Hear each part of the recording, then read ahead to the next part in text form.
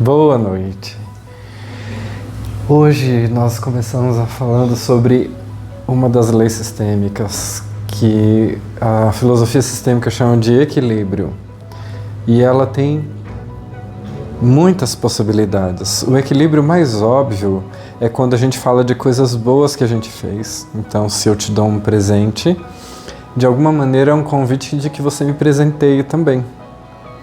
Só que a gente já é ensinado em casa a não ser interesseiro a ponto de, né? Tô lavando a louça hoje, o que você já quer?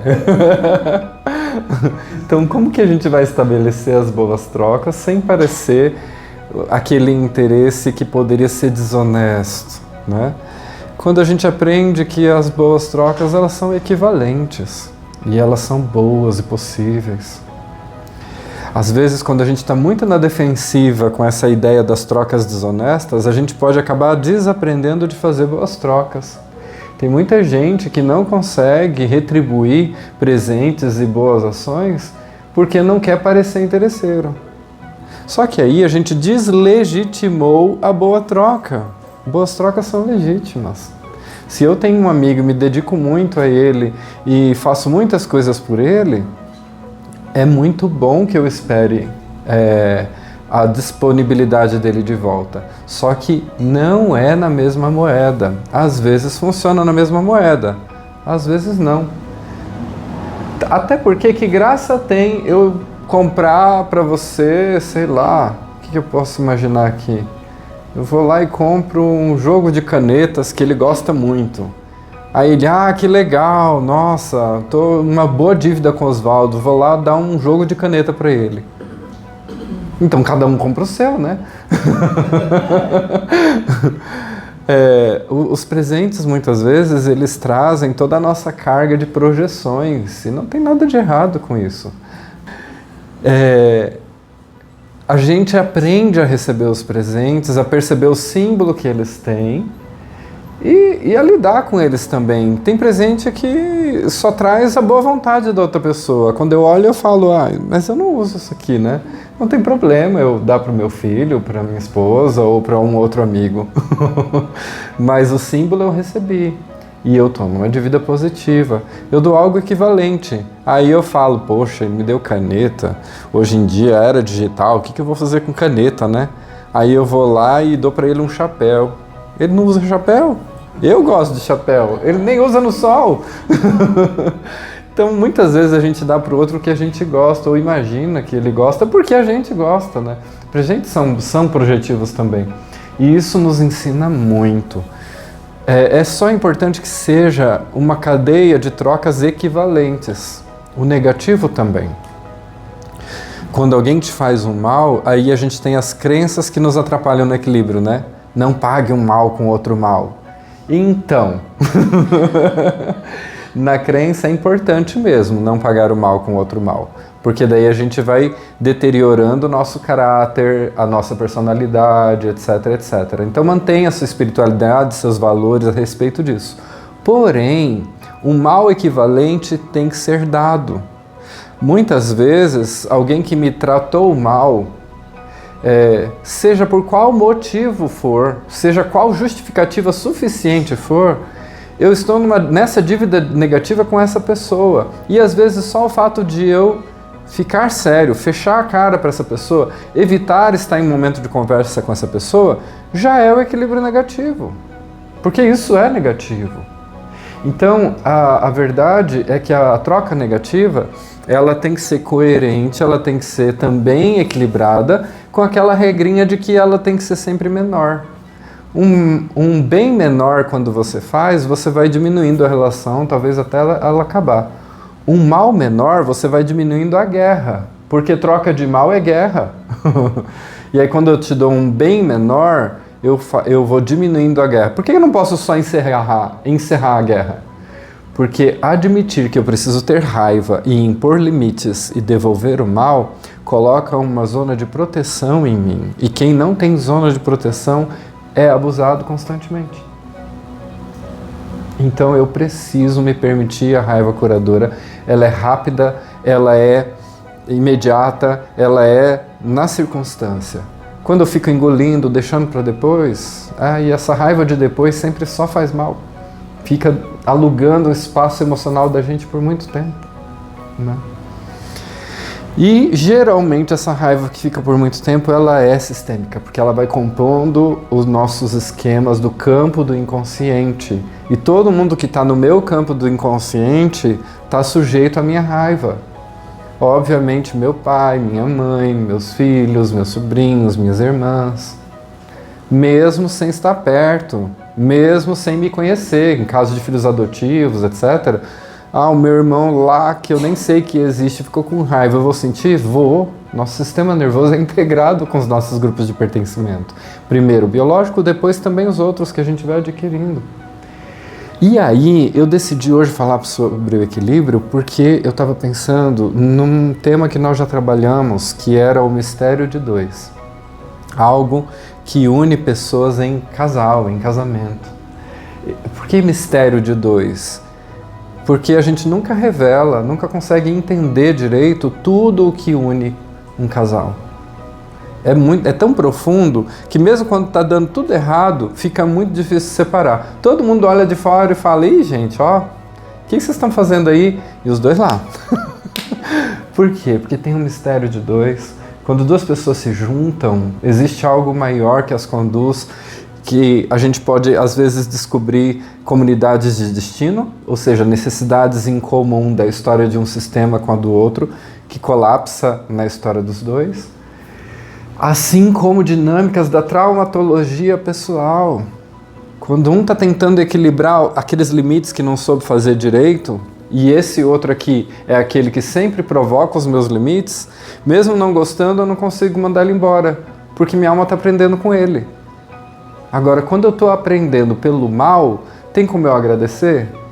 É raro alguém que é tão humilde a ponto de entender que essa pessoa chata na minha vida só é chata porque eu também sou difícil. Ou porque eu preciso me impor mais e... Então, entender é rápido, mas viver não.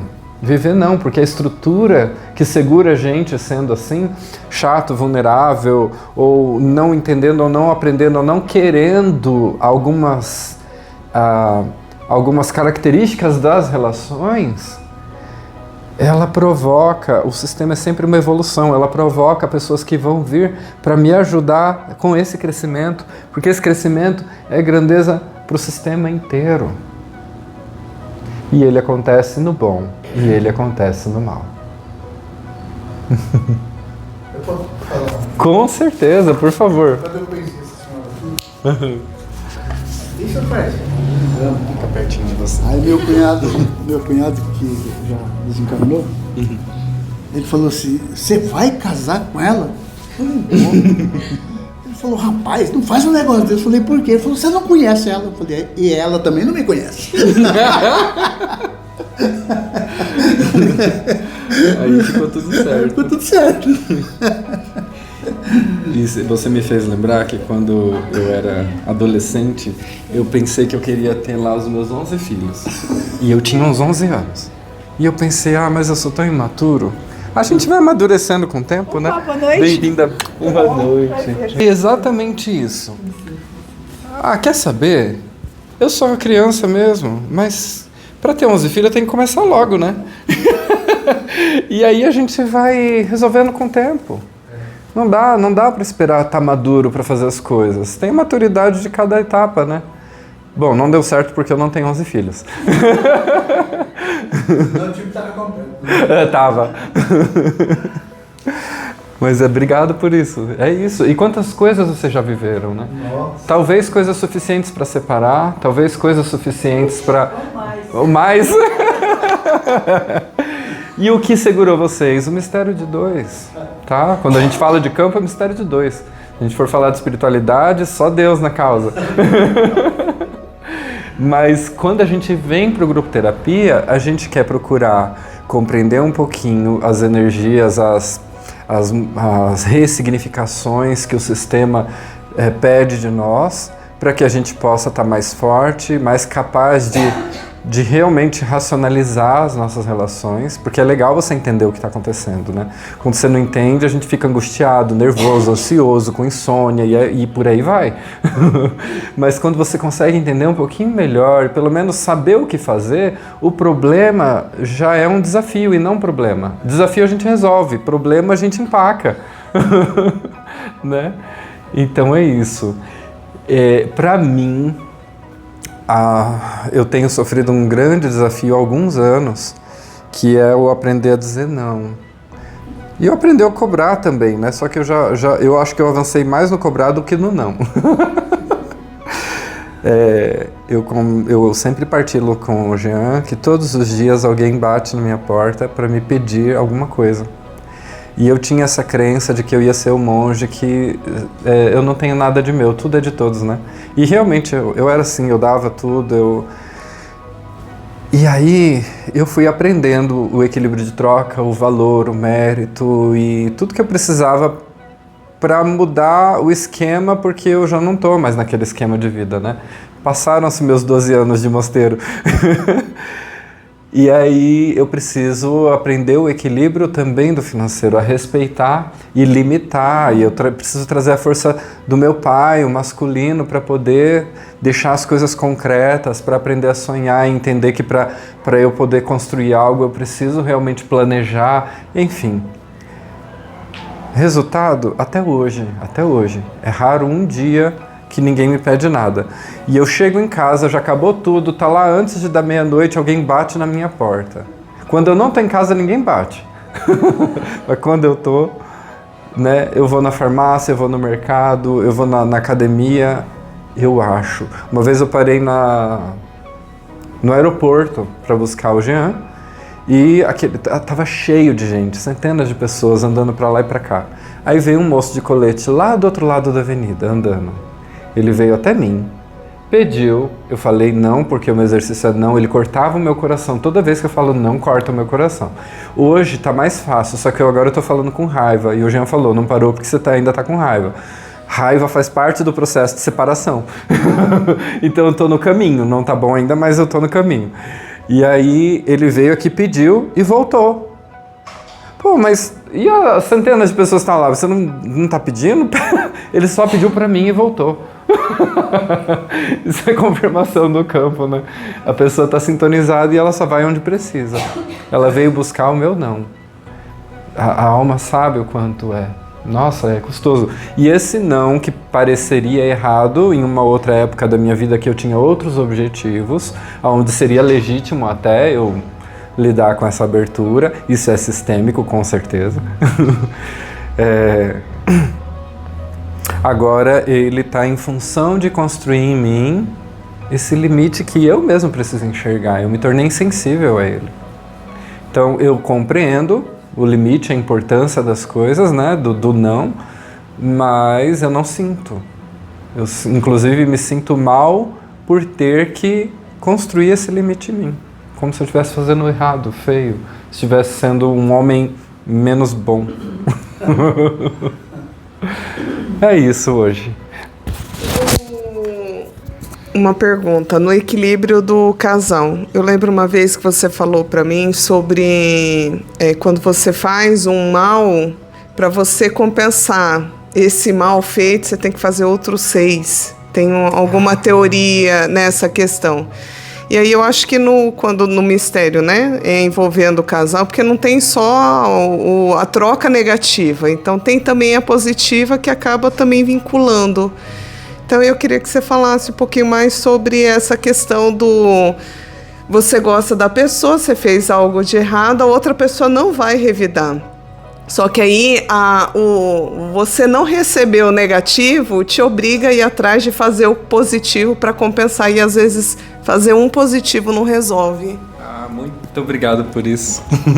E é muito legal porque aqui eu vejo o funcionamento cultural que eu tenho observado entre as mulheres e os homens. Muitas vezes as mulheres falam eu não quero mais e elas realmente não querem mais, mas elas querem. E elas depois vão xingar eles por não terem corrido atrás, né?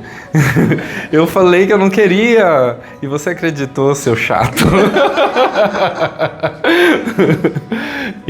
Mas aí a gente tem vários autores que falam sobre isso, mas principalmente o Eric Berne, então, ele vai falar sobre isso. Quando eu faço uma coisa negativa, a única maneira de eu compensar você, se for pelo oposto, que é com algo positivo, seria com 5 ou 6 ações a mais, além do que eu te fiz de mal, e equivalentes. Então o esforço para você recuperar uma relação que você abalou negativamente, ele é 5, 6 vezes maior, né? Então o mal ele tem muito mais efeito no nosso inconsciente porque ele resgata traumas do que o bem. O bem ele simplesmente ele está dentro inclusive da nossa sensação de dever, né? O que é um bem na minha vida em primeiro lugar? Tomar banho, comer, me limpar, estar cheiroso, né? Fazer meus exercícios, cuidar do meu coração, trabalhar, pagar minhas contas. Essas coisas que eu falei, além de outras, lazer, ninguém pode fazer por mim. Ninguém pode, assim, em um momento transitório, os pais que têm filhos pequenos acabam fazendo pelos filhos, né, muito disso, porque se não acompanhar, eles têm que estar sempre em cima, e eles acabam fazendo um pouco por si também, quando aproveita, e isso é bom, porque os filhos percebem que isso realmente é necessidade humana. Mas chega um momento que se eles não começarem a fazer por si, o pai e a mãe precisa colapsar, porque não dá. Tem um limite para eu precisar dar banho no meu filho, para eu precisar levar copo d'água para ele. Chega uma hora que ele tem que fazer isso para ajudar a mamãe. Ajudar a mamãe, ajudar papai. Por que ajudar a mamãe e papai? É por ele mesmo. No racional é por ele mesmo. No inconsciente é ajudar a mamãe e papai porque eles são os responsáveis, né? Entrou na vida adulta, eles já têm que estar autônomos para isso. E quando a gente entra na vida adulta? Bom, tem várias teorias, mas vamos ali, eu vou pelo mais sensível. Quando a gente entende e vive algo da sexualidade, o Bert vai dizer que ali você já entrou na esfera adulta. E tem gente que entra muito mais cedo do que a idade, né? Aí já tem que estar tudo pronto? Não, tem que estar tudo engatilhado.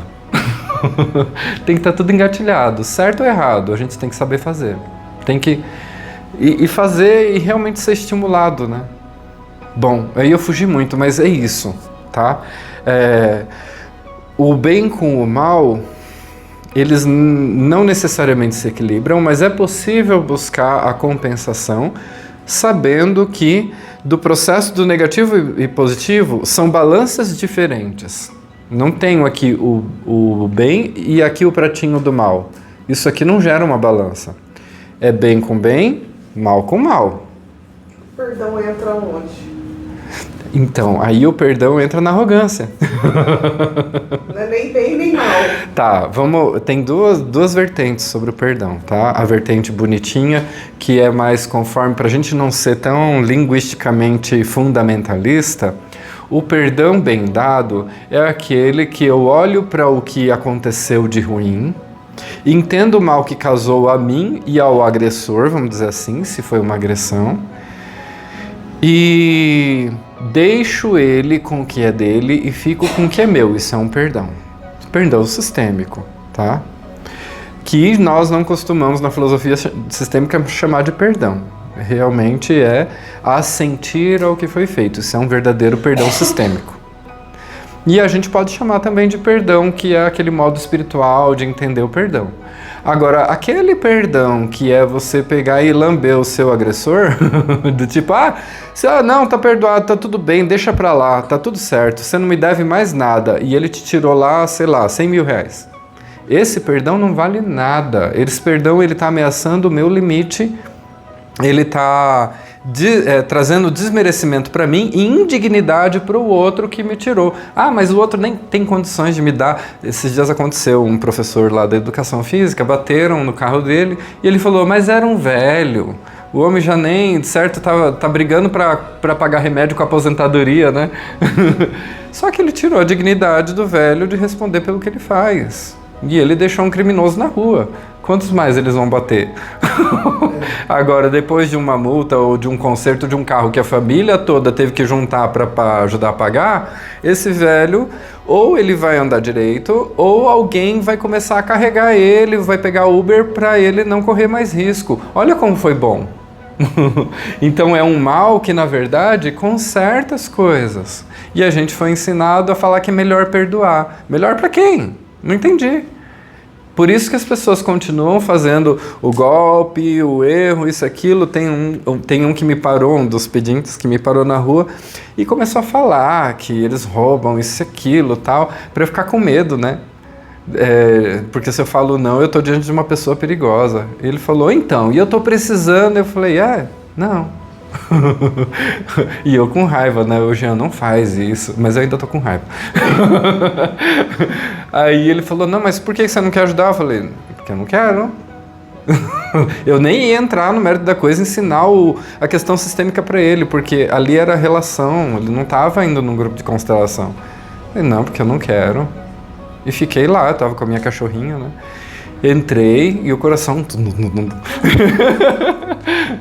Eu não tinha essa estrutura, né? Mas e quando você quer perdoar, diz que perdoa, mas mesmo com o perdão você continua remoendo tudo o que aconteceu? Isso. O famoso vou remoer o que está acontecendo.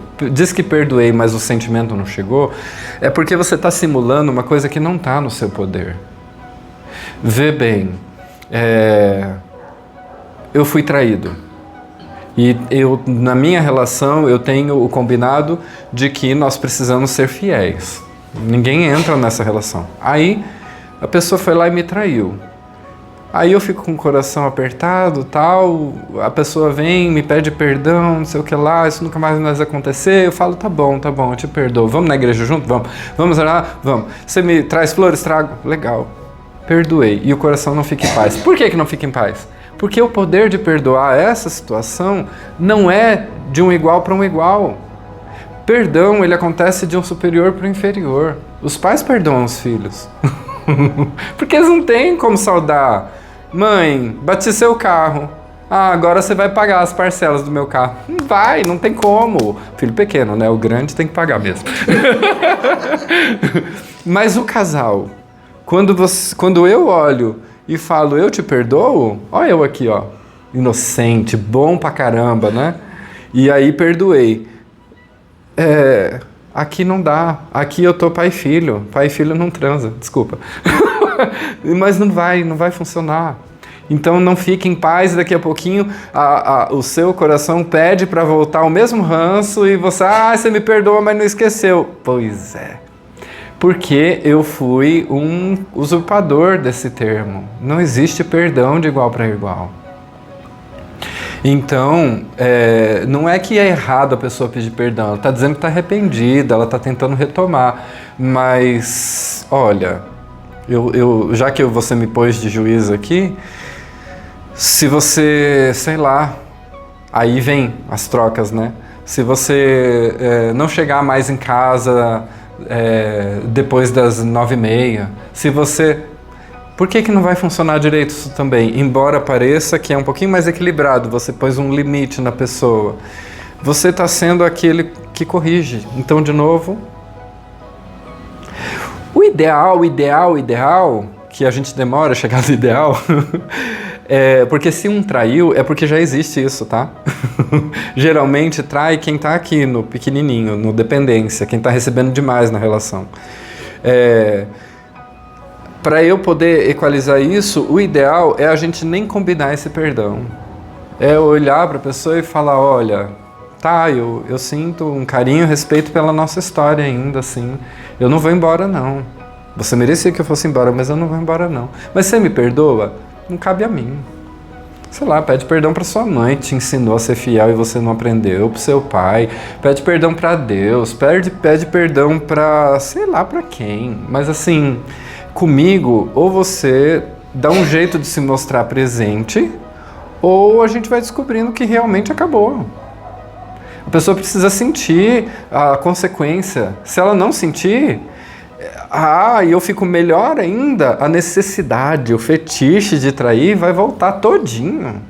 Aí, ainda por cima, a pessoa vai aprender a esconder mais, né? Porque eu sei como foi que eu fui descoberto. Então não dá, a necessidade ela nem vem aqui de fora, ela vem aqui de dentro.